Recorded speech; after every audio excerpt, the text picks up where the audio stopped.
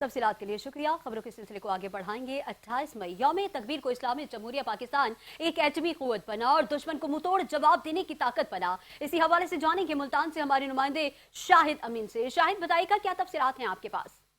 जी बिल्कुल, 28 मई यौम तकबीर, जिस दिन जब इस्लामी जमहूरियत पाकिस्तान एक एटमी कुव्वत बनी जो दुश्मन को मुंह तोड़ जवाब देने की ताकत रखती है। इस समय हमारे साथ मौजूद है कुछ शहरी आए, उनसे बात करते हैं। यौम तकबीर के हवाले से, दिन के हवाले से आप क्या कहेंगे?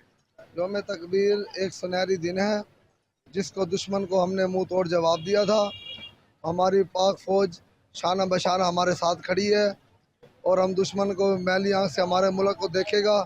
हम दुश्मन के पाँव पे पाँव रख के चीर देंगे।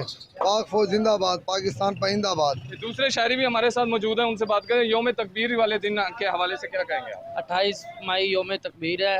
ये एक सुनहरी दिन है।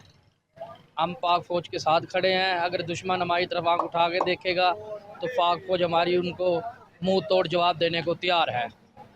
28 मई एक सुनहरा दिन है जो कि हमारे लिए एक फ़ख्र का दिन है, जिस दिन एटमी कुव्वत बनी और दुश्मनों को मुंह तोड़ जवाब देने की ताकत भी बनी। जी।